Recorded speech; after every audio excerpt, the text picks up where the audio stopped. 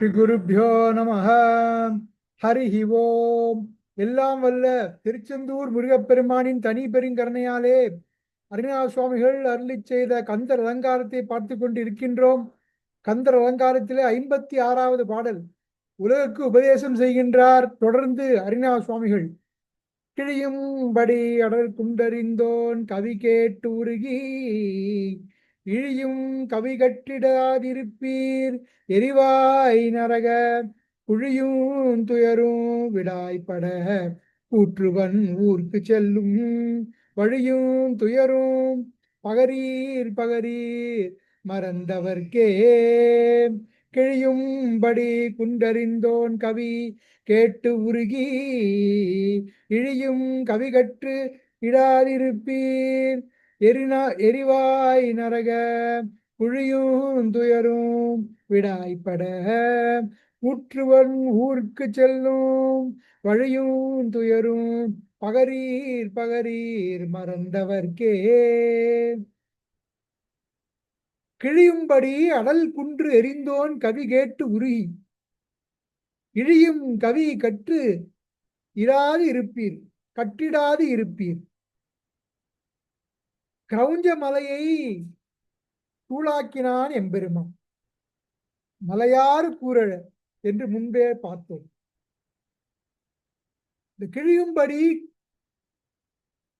தன்னுடைய சக்தி வேலாயுதமானது கிரௌஞ்சத்தை பிளக்குமாறு பலவித தூள்களாக சிதறுமாறு ஓசையுடன் தாக்குமாறு வேலை விடுத்த முருகப்பெருமான் கவி கேட்டு உருகி அவனுடைய பெருமையை புகழை கேட்டு உருக வேண்டும். அப்படி செய்யாமல் இழியும் கவி கற்று கற்றிடாது இருப்பீர். இழியும் கவி என்று கூறுகின்றார். மறையும் காணாத இறை கவியை போற்றி புகழ வேண்டும். அதை பண்ணாமல் செய்யாமல் இந்திரிய சுகங்களுக்கு இன்பமளிக்கும் கவியை கல்வியை படித்து என்ன பயன்? கற்றதனால் என்ன பயன்? வாளறிவன் நற்றால் தொழார் எனின். இழியும் கவி கற்று கற்றிடாது இருப்பீர் என்று உபதேசம் செய்கின்றார் அருணாசுவாமி. மற்ற விஷயங்களை படித்து எந்தவித உபயோகமும் இல்லை. அது சிற்றின்ப விஷயங்கள், இந்திரிய சுகத்திற்கு வழிகோலும் விஷயங்கள். அது நிலையற்ற வஸ்துக்கள். அதை கல்லாமல் முருகப்பெருமான் புகழை ஓதி உய்வு பெற திருப்புகழை போற்றி உய்வு பெறுங்கள் என்று கூறாமல் புரிகின்றார் சுவாமி. இழியும் கவி கற்று கட்டிடாது இருப்பீர். இது பெரியோர் வாக்கு. அனபாய சோழ சக்கரவர்த்தி அவருக்கு அமைச்சராக இருந்தவர் சேக்கிழார் பெருமான். குன்றத்தூர் என்ற ஊரிலே அந்த சிறு நாட்டிலே தலைவராக இருந்து அனபாய சோழ சக்கரவர்த்தி குலோத்துங்கன் என்று பெயர். அப்படிப்பட்ட அனபாய சோழ சக்கரவர்த்திக்கு சிறந்த அமைச்சராக விளங்கியவர் சேக்கிழார் பெருமான். அந்த காலகட்டத்திலே செந்தமிழ் நாட்டிலே சைவ சமய பெருமக்கள் யாவரும் படித்து இன்புற்று வந்தது சீவக சிந்தாமணி என்ற ஒரு ஜைன நூல். அது தமிழ் இன்பம் மிக்கது. ஆனால் அதை கற்று இந்திரிய சுகங்களுக்காக வேண்டி அப்பொழுது அது மிகவும் பிரபலமாக இருந்தது. அதை கற்று இன்புற்று வந்தார்கள். அதை கண்டு வருந்தினார் சேக்கிழார் பெருமான். மறையும் காணா இறை கவியை படித்து இன்புறாமல் இப்படி இந்த சிற்றின்பத்தை பெருக்கும் இந்த தமிழ் இலக்கியமாக இருந்தாலும் சரி, ஆனால் அது இறுதி யாத்திரைக்கு வழிகோடாது. இறைவன் பாதார விந்தங்களை ஸ்மரிக்க வல்ல விஷயங்களை தராது. இப்படி மக்கள் துன்புறுகின்றார்களே, சிறிய விஷயங்களில் இன்பத்தை கண்டு உழன்று தவிக்கின்றார்களே என்று மனம் வெம்பினார் சேக்கிழார் பெருமான். அவருடைய அந்த மன குமரனானது எப்படி இருந்தது என்று கூறுகின்றார் பெரிய புராணத்தில்.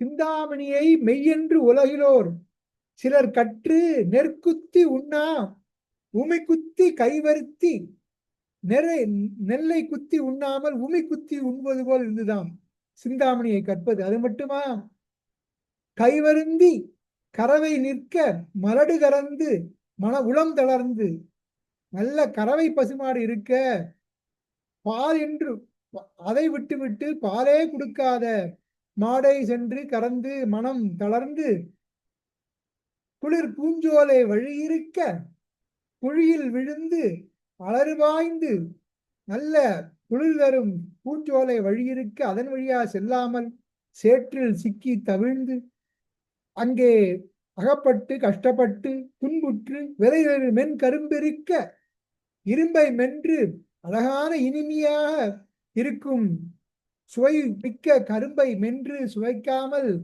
இரும்பை சுவைத்து கஷ்டப்பட்டு சுவைத்து விளக்கிருக்க மின்மணி தீ காய்ந்து நொய்ந்தார். விளக்கு இருக்க மின்மணியை பூச்சிகளை கொண்டு வெளிச்சம் கண்டார்கள் போல் இருந்ததாம் அன்றைய மக்கள் வாழ்வு. அதை கண்டு நொந்து நவாய சோழ சக்கரத்திலும் சென்று கூறினார், சேக்கிழார் பெருமான், பெருமானே, அடிமுடி காணா எம்பெருமான் புகழை பற்றி நீங்கள் கேட்க வேண்டும். சிவமகா கதை இருக்கின்றது என்று கூற அதை என்ன என்று விவரித்து கூறுமாறு சோழ சக்கரவர்த்தியும் கேட்க, திருத்தொண்ட தொகை என்று சுந்தரமூர்த்தி நாயனார் 11 பதிகம் பாடினார். இந்த தொண்டர் பெருமையை எடுத்து கூறுவது.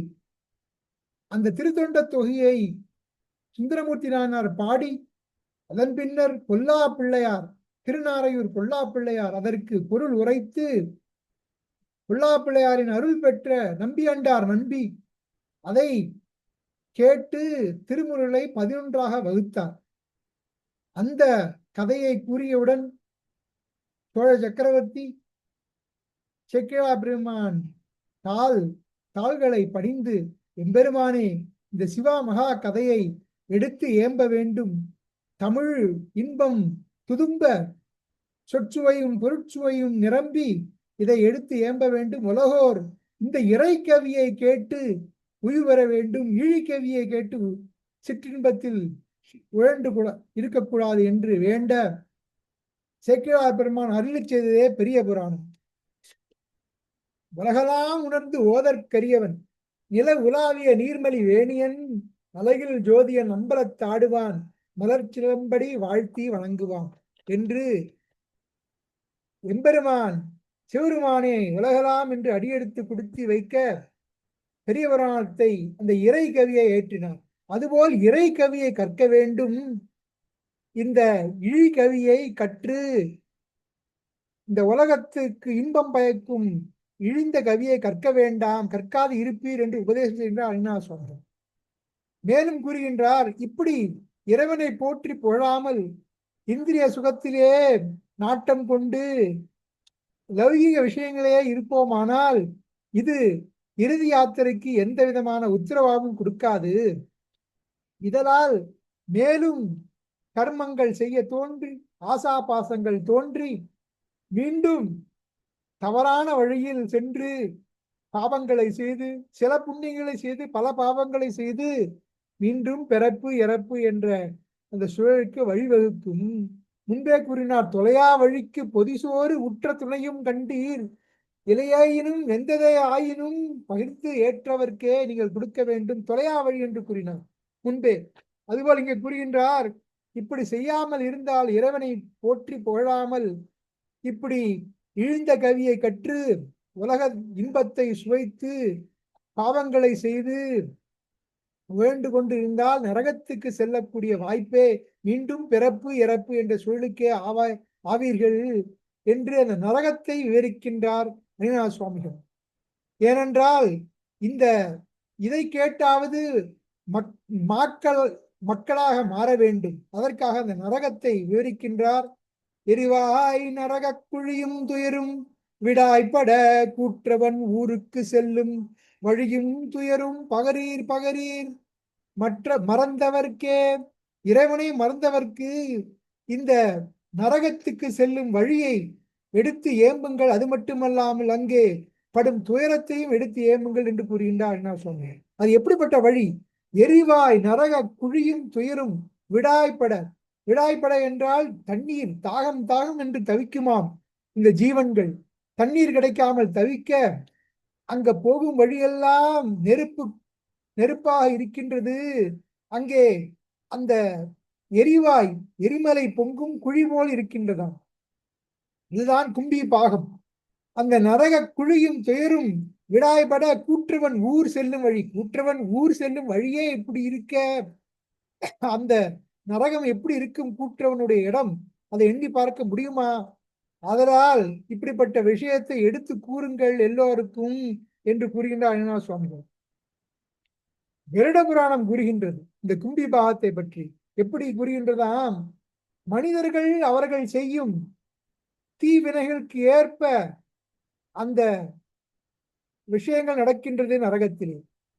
ஒரு மனிதன் ஒரு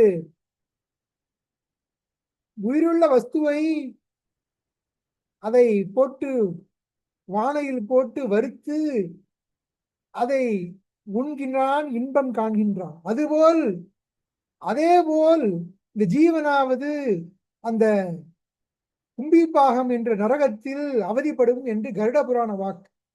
கும்பிபாகே து பச்சந்தே பாபினோ நரகே நராஹ எத்திர தைல சமாயுக்தே கவியத்தமானே பயங்கரே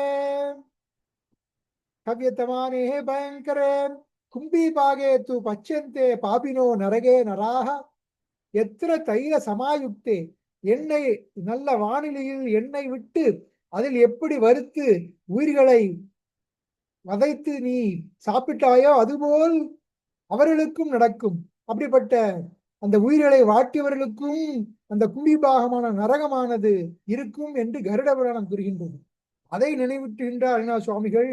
ஆகவே இந்த எரிவாய் நரக குழி, இந்த துயரும் விடாய்பட கூற்றுவன் ஊர் செல்லும் வழியும் துயரும், இந்த வழி மட்டுமல்ல அந்த ஜீவன் படும் துயரும் பகரீர் பகரீர், மீண்டும் மீண்டும் பிறப்பெடுத்து இறப்பெடுத்து இந்த மாதிரி அல்லல் பட வேண்டாம். இறைவன் புகழை போற்றும் கவியை உணர்ந்து போற்றி உணர்ந்து உய்வீர், இழிந்த கவியை கற்க வேண்டாம் என்று அரிணா சுவாமிகள் வாக்கு. இதை கேட்டு நாமும் முருகப்பெருமான் போற்றி புகழ் புரிந்தான் மாற்று புகழ் மொழிகளால் முருகனை போற்றி அர்ச்சித்து நாமும் உய்வு பெற எல்லாம் வல்ல திருச்செந்தூர் முருகப்பெருமான் பாதார விந்தங்களை நாமும் ஸ்மரிப்போம். கிழியும்படி அழல் குண்டறிந்தோன் கவி கேட்டு உருகி இழியும் கவி கட்டிடாதிருப்பீர். எரிவாய் நரக குழியும் துயரும் விடாய்பட கூற்றுவன் ஊருக்கு செல்லும் வழியும் துயரும் பகரீர் பகரீர் மறந்தவர்க்கே. தென்னாளுடைய சிவனே போற்றி, எந்நாட்டவர்க்கும் இறைவா போற்றி, காவாய் கனகதிரளே போற்றி, கைலை மலையானே போற்றி போற்றி, தன் கடன் அடியேனையும் தாங்குதல் என் கடன் பணி செய்து கிடப்பதே. வெற்றிவேல் முருகனுக்கு அரகரோகரா. சத்குருநாத்த மகாராஜ் கி ஜெய்.